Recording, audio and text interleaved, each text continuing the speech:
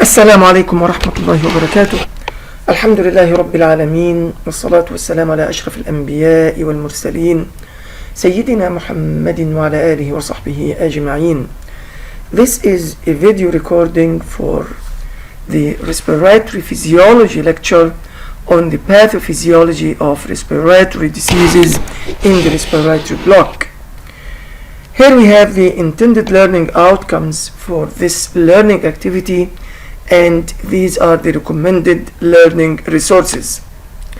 From the pathophysiological point of view, pulmonary diseases or respiratory diseases are broadly classified into obstructive pulmonary diseases, where there is obstruction to the flow of air, and the second broad category of pulmonary diseases include restrictive pulmonary diseases, where there is restriction of the expansion of the alveoli as a result of abnormalities of the alveoli themselves and the interstitium of the lung, or as a result of abnormalities in the chest wall.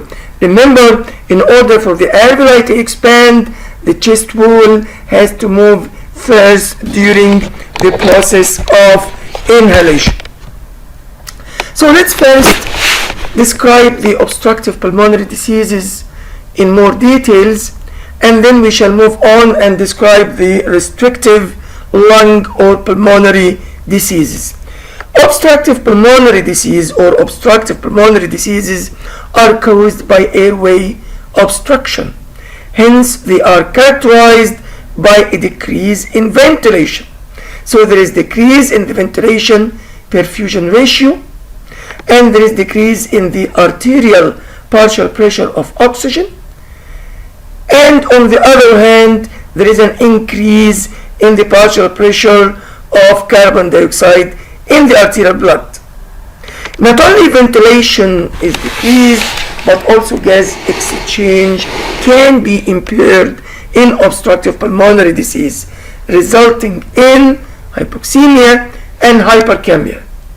Not only ventilation decreases in obstructive pulmonary disease, but also there can be impairment in the gas exchange, resulting in hypoxemia and hypercapnia. Clinically, obstructive pulmonary disease is characterized by changes in the forced vital capacity. So the forced vital capacity is reduced, and the forced expiratory volume in 1 second is reduced, and its reduction is to a greater magnitude than the forced vital capacity. Thus, the ratio of the forced expiratory volume in 1 second divided by the forced vital capacity is reduced less than 70 or less than 80% of normal.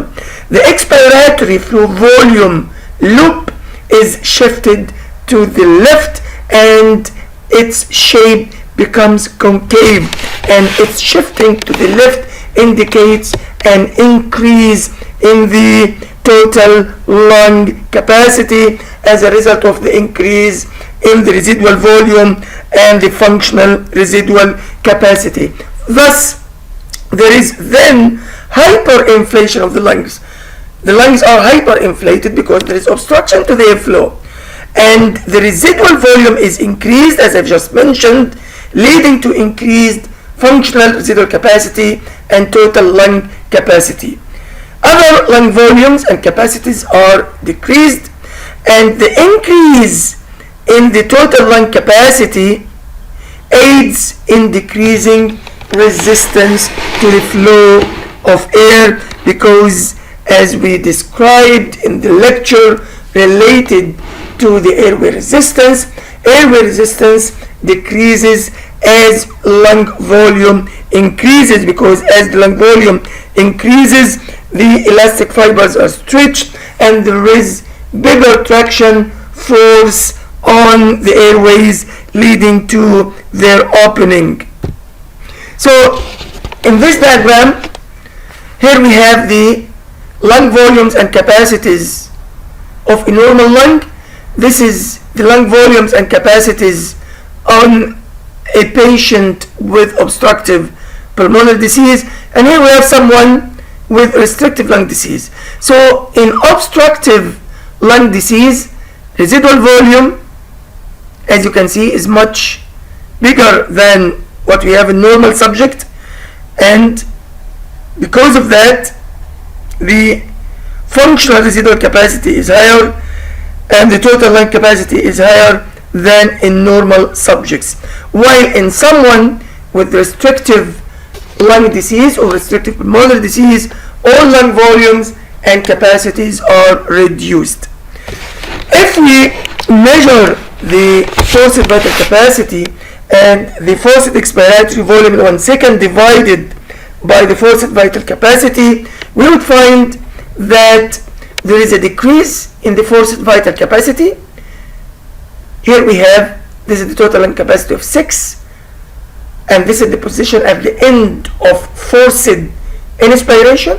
Now if we ask someone who has an obstructive pulmonary disease to expire with force from this position of the end of forced inspiration, he would have expired only, can you see this? He would have expired from 6 up to 3, so he would have expired only 3 liters approximately.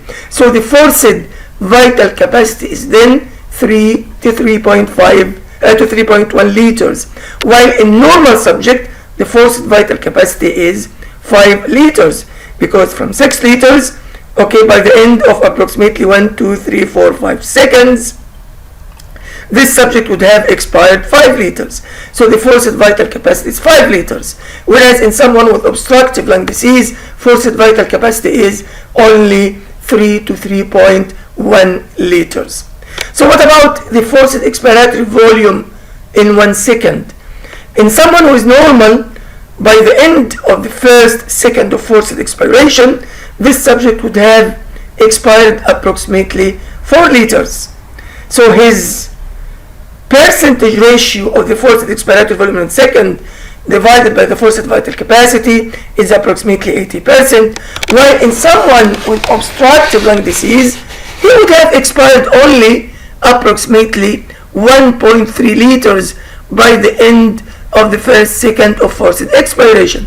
So now if we calculate the percentage ratio of the forced expiratory volume in 1 second divided by the forced vital capacity multiplied by 100, this percentage ratio is approximately 42%, which is much lower the normal ratio of 80%. Now, assessing the lung function with the expiratory flow volume loops would indicate that in obstructive lung disease, the expiratory flow rate is, the peak expiratory flow rate is lower than normal, and the loop shifts to the left and concave. Now, shifting of the loop to the left indicates an increase in the total lung capacity as a result of the increase in the residual volume. So here again we have, this is the expiratory flow volume loop of a normal subject, and here we have the expiratory flow volume loop in someone with obstructive disease. So the residual volume, as you can see here, in someone who is normal, while in someone with obstructive lung disease, the residual volume has increased. So here again we have the expiratory flow volume loops. This is the expiratory flow volume loop of a normal subject, and here we have the expiratory flow volume loop of someone with obstructive lung disease, shifted to the left and concave, and this is the expiratory flow volume loop of someone with restrictive lung disease, which will be described later on during this learning activity.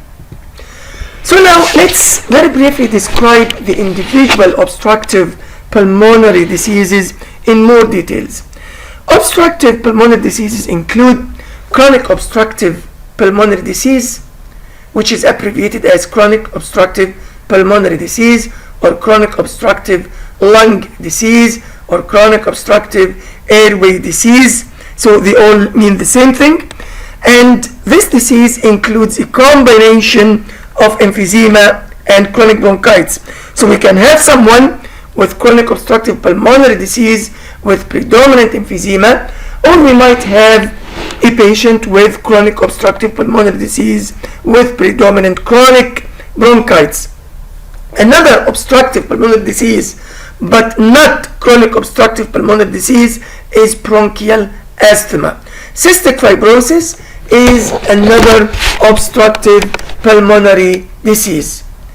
So let's first begin with the description of emphysema, and we have described emphysema in other learning activities, and we've mentioned that emphysema is pathologically characterized by loss of the elastic fibers of the airways and or alveoli through the action of proteolytic enzymes, proteases, especially elastase.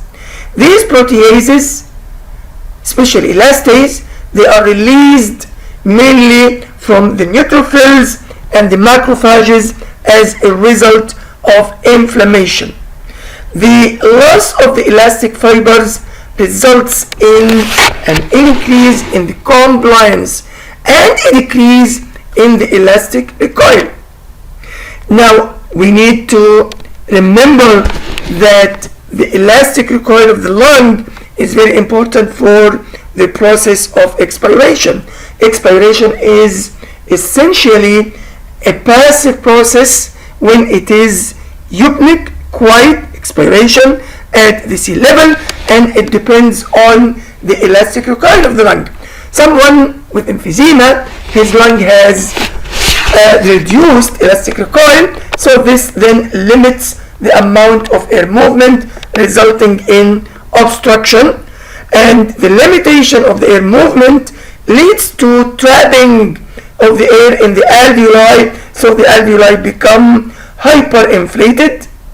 There is also destruction of the alveolar walls, and this would impair the process of exchange of gases, leading to hypoxemia and hypercapnia, and obviously there is decrease in the ventilation. Now, subjects who have emphysema would find it easier to inflate their lungs because the lung compliance has increased, but again they find it difficult to deflate their lungs because of the reduced elastic recoil.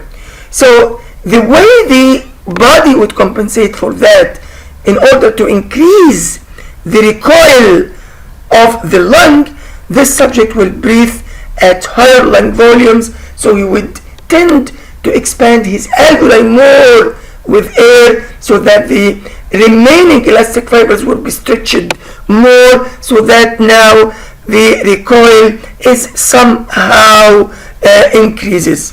Now this is again an attempt to increase the recoil of the lungs and thus decrease the compliance, but the price this subject is going to pay for this is hyperinflation. Emphysema could also be associated with damage to the pulmonary capillary bed in later stages, and this obviously would result in impairment of gas exchange, leading to hypoxemia and hypercapnia and decreased diffusion of oxygen. So this is the normal lung tissue, okay, and this is a normal bronchial wall, whereas this is someone with emphysema with lost elastic fibers. Emphysema is characterized, as we've mentioned, by an increase in the lung compliance. So in this figure, on the x-axis we have the pleural pressure, which represents the transpulmonary pressure, which is the driving force for lung expansion. And on the y-axis we have got the increase in lung volume.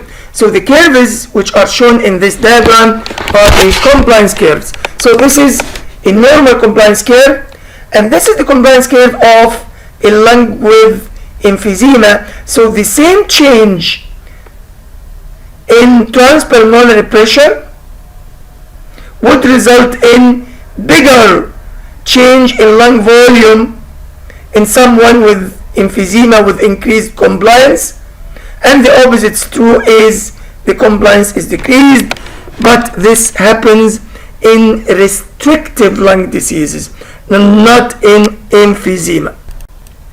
Emphysema is associated with diffusion limited oxygen exchange. The diffusion is limited as a result of loss and damage of the alveoli. So oxygen diffuses into the blood slower than normal, and it doesn't equilibrate with the blood. So there is then need an increase in diffusion in order to get further addition of oxygen. And this would lead to an increase in the gradient between the partial pressure of oxygen in the alveolar air and the partial pressure of oxygen in the arterial blood. So here we have, this is the partial pressure of oxygen in the venous blood. So oxygen diffuses slowly due to loss and damage of the alveoli, and it doesn't equilibrate. So the partial pressure of oxygen in the arterial blood now is lower than the partial pressure of oxygen in the alveolar air. What are then the causes of emphysema? The majority of the cases of emphysema are caused by cigarette smoking. Cigarette smoke increases the release of the proteolytic enzymes, the proteases, the elastase, especially from the neutrophils and macrophages. And emphysema also characterized by paralysis of the mucociliary escalator, and this paralysis is induced by cigarette smoke. So pathogens then remain in the lungs, and as a result of this, more neutrophils and more macrophages are activated and recruited. 1 to 3% of the cases of emphysema are due to genetic deficiency of alpha-1 antitrypsin.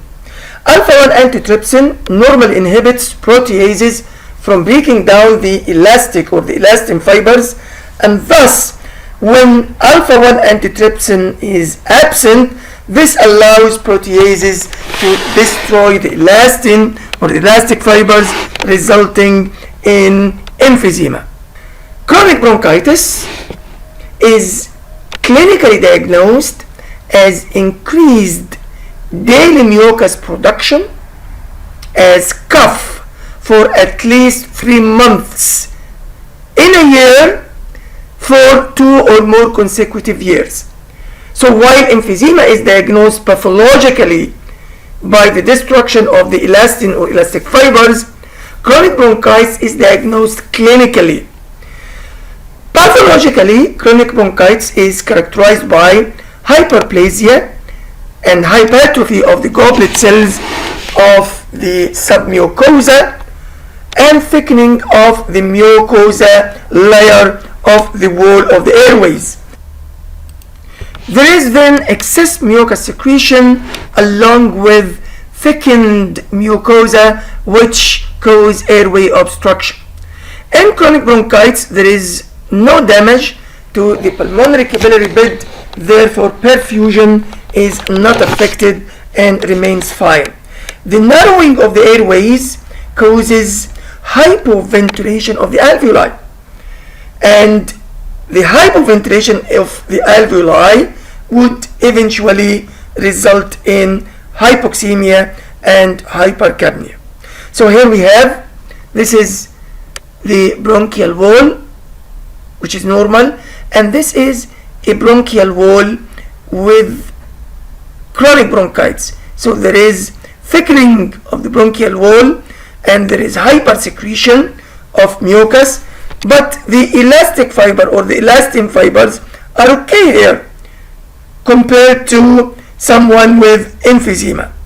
Similar to emphysema, the majority of the cases of chronic bronchitis are due to the effects of smoking. So cigarette smoke causes the release of inflammatory mediators and paralyzes the mucociliary escalator and results in excess mucus production.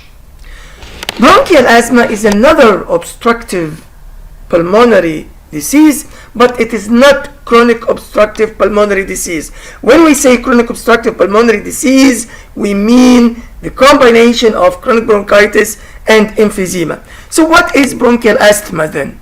It is an inflammatory disorder which is marked and characterized by recurrent attacks, recurrent episodes of airway obstruction that are completely or partially reversible, either spontaneously or when we give the patient treatment in the form of, for example, beta-2 agonists. The reversibility of bronchial asthma is the reason that it is not a chronic obstructive pulmonary disease. So in between the attacks, in between the episodes of bronchial asthma, the patient is fine. Whereas someone who has chronic obstructive airway disease, he is now having chronic obstructive airway disease all the time. The basic characteristics of bronchial asthma is that there is airway inflammation and there is bronchoconstriction. Pathophysiologically, bronchial asthma is the result of the hyper responsiveness of the airways. So here we have the bronchial wall, which is normal, and here we have the bronchoconstriction along with inflammation, which are the two important characteristics of bronchial asthma. We have then finished with the description of the obstructive pulmonary disease, and let's now focus on the restrictive pulmonary disease. So restrictive pulmonary disease is characterized by restriction in the expansion of the alveoli as a result of abnormalities in the interstitium in the alveoli, in the parenchyma of the lung, or the abnormality could be in the chest wall. And let's begin with parenchymal restrictive pulmonary disease. This is due to damage to the connective tissue and or bronchioles and or alveoli and or pulmonary capillaries. Now, gas exchange can be impaired, leading to hypoxemia and hypercapnia. Ventilation can also be decreased due to damage of the bronchioles and or the alveoli. The decrease in the ventilation would be associated with decrease in the ventilation perfusion ratio and hypoxemia and hypercapnia. Clinically, restrictive pulmonary disease is characterized by changes in the forced vital capacity, where the forced vital capacity is reduced and the forced expiratory volume in 1 second is also reduced. But if we calculate the percentage ratio of the forced expiratory volume in 1 second divided by the forced vital capacity multiplied by 100, we would find that this percentage ratio is either normal or increased. The reason for that is because the forced vital capacity and the forced expiratory volume in 1 second, they are reduced to the same degree. The flow volume loop, the expiratory flow volume loop in someone with restrictive pulmonary disease is shifted to the right, and there isn't much change in this loop, and all lung volumes are decreased in restrictive pulmonary disease. The extraparenchymal restrictive pulmonary disease, here the problem lies in the chest wall that restricts expansion of the lungs.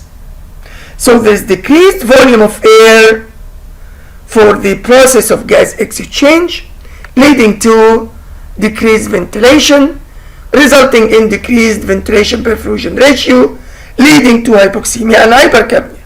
Also, the extraparenchymal restrictive pulmonary disease is characterized clinically by changes in the forced vital capacity similar to what we have in the parenchymal restrictive pulmonary disease. Same thing applies to the expiratory flow volume loop, and also all lung volumes are decreased in the extra parenchymal restrictive pulmonary disease, similar to the parenchymal restrictive pulmonary disease. So here we have the lung volumes of someone with restrictive pulmonary disease, where all lung volumes are decreased if we compare these volumes and capacities with the volumes and capacities of a normal lung. Here we have a diagram which shows the forced vital capacity in someone with restrictive lung disease and the forced expiratory volume in 1 second, and the percentage ratio of the forced expiratory volume in 1 second by the forced vital capacity. The total lung capacity of this patient with restrictive lung disease is only 4 liters. It is a reduced total lung capacity compared to the normal 6 liters for total lung capacity. Now, if we ask this patient who has a restrictive lung disease to take deep to expire with force from the position of the end of forced inspiration, he would have expired approximately from 4 up to 1, something like 3 liters by the end of the 5th second. So his forced vital capacity is then approximately 3 liters.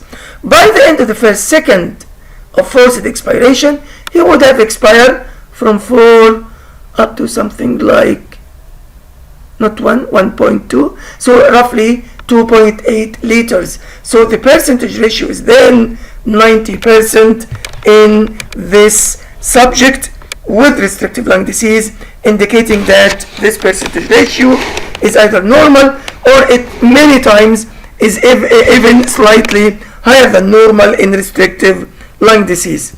Here we have the expiratory flow volume loop in someone with restrictive lung disease, and the loop is shifted to the right and there isn't much change in this loop. Now, restrictive pulmonary diseases could be classified into interstitial lung disease or fibrosis, diseases affecting respiratory muscles, and we have got the infant respiratory distress syndrome and the acute respiratory distress syndrome, and we shall very briefly describe these categories of restrictive pulmonary diseases in short. The restrictive interstitial lung disease or the parenchymal restrictive lung disease is characterized by inflammation of connective tissue and or bronchioles and or alveoli and or pulmonary capillaries. So it causes scarring and fibrosis of the interstitium, and because of this scarring and fibrosis of the interstitium, the alveoli, the lungs, become stiff with decreased lung compliance. So patients with interstitial lung disease would then be unable to sufficiently change lung volumes. They are unable to sufficiently change the pressures. So the pressure gradients are decreased, airflow is decreased, and ventilation is decreased, leading to hypoxemia and hypercapnia. Gas exchange is also impaired because now there is thickening of the alveolo-capillary membrane due to fibrotic alveolar and or capillary walls. So the impairment in diffusion results in hypoxemia and further hypercapnia, and there is diffusion limited gas exchange. Here we have some causes of interstitial lung disease. It could be occupational or environmental exposures like exposure to asbestos and pollutants. It could be due to infection like pneumonia and histoplasmosis. Histoplasmosis is a fungal infection. Or it could be as a side effect of radiation therapy, for example, for breast cancer or it could be idiopathic, where we do not know the cause. Now, in interstitial lung disease, lung compliance is decreased and the lungs become stiff and resists expansion. So here we have on the x-axis the pleural pressure, which represents the transpulmonary pressure, the expansion force for the alveoli, and again on the y-axis we have the increase in the lung volume, which is induced by a change in the transpulmonary pressure. Now, in a lung with decreased compliance, the same change in transpulmonary pressure would result in much less increase in lung volumes if you compare it with a lung with normal compliance. Now, in restrictive lung diseases due to interstitial lung disease, diffusion is limited, but now diffusion is limited not due to destruction and damage of the alveoli. Diffusion is limited because of thickening of the alveolar walls. So oxygen diffuses into the blood slower than normal, and it doesn't equilibrate, and there is need to an increase in diffusion to get further addition of oxygen, and this would also lead to an increase in the gradient between the partial pressure of oxygen in the alveolar air and the partial pressure of oxygen in the arterial blood. So this is the partial pressure of oxygen in the venous blood. Because of thickening of the alveolar walls, here it should be because oxygen diffuses slowly, not due to as a loss or damage of the alveoli. This is what we have in emphysema. Okay, this should be changed. It's not correct here. We need to write here oxygen diffuses slowly as a result of thickening of the alveolar walls. So the partial pressure of oxygen in the arterial blood is now less than the oxygen doesn't equilibrate, and since it doesn't equilibrate with the blood, so the partial pressure of oxygen in the arterial blood is less than the partial pressure of oxygen in the alveolar air. The extra-parenchymal causes of restrictive lung diseases, it could be because of diseases affecting the muscles. And examples of diseases that affect the muscle include amyotrophic lateral sclerosis. We have a disease known as Guillain-Barré syndrome, which is peripheral neuropathy, myasthenia gravis, and muscular dystrophy. And these diseases, I guess, they must have been explained to you in the musculoskeletal system. Now, the respiratory muscles are unable to contract normally. And since the respiratory muscles are unable to contract normally, so the respiratory muscles are unable to sufficiently change the lung volumes. So they are unable to sufficiently change the pressures. So pressure gradients are decreased. As a result, airflow is decreased, leading to decrease in ventilation, resulting in hypoxemia and hypercapnia. Again, you need to remember that before the alveoli expand, the chest wall should move first. The diaphragm should move down, and the external intercostal muscles should move the chest wall out and upwards. Another restrictive lung disease is the infant respiratory distress syndrome, which is a parenchymal because the abnormality here lies in the alveoli. It is also known as hyaline membrane disease, and it is because of lack of the pulmonary surfactant. The lack of the pulmonary surfactant decreases the lung compliance because the surface tension would have been then very high, and based in the law of Laplace, the pressure in the smaller alveoli would be higher than the pressure in the larger alveoli, so air would move from smaller alveoli into larger alveoli, leading to their collapse. So smaller alveoli collapse into large alveoli, and this results in a huge decrease or even lack of ventilation with severe hypoxemia and hypercapnia. How would you treat a premature infant with infant respiratory distress syndrome? We use surfactant therapy with artificial and animal-derived surfactant, and these premature babies, they need to be put on continuous positive airway pressure. Lastly, acute respiratory distress syndrome. It is also a parenchymal restrictive lung disease where there is diffuse alveolar and or capillary damage, and it is associated with impairment in gas exchange, leading to hypoxemia and hypercapnia, and there is an increase in the gradient in the partial pressure of oxygen alveolar air and arterial blood. There is damage to the pulmonary capillary walls, leading to their leakiness, so fluid and corpuscles enter the interstitium, and this decreases the compliance and leads to pulmonary edema. Here we have the major causes of acute respiratory distress syndrome, which we've mentioned in the previous learning activities. Treatment consists in part of high oxygen levels.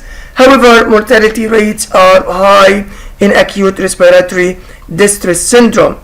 Lastly, this table summarizes the compliance values, forced expiratory volume in 1 second, the percentage ratio of the forced expiratory volume in 1 second divided by the forced vital capacity, gas exchange, partial pressure of oxygen in arterial blood, partial pressure of carbon dioxide in the arterial blood, and the flow volume loops in normal subjects versus patients with obstructive and restrictive diseases. So this table summarizes what we have been explaining and discussing during this learning activity, and that's the end of this learning activity.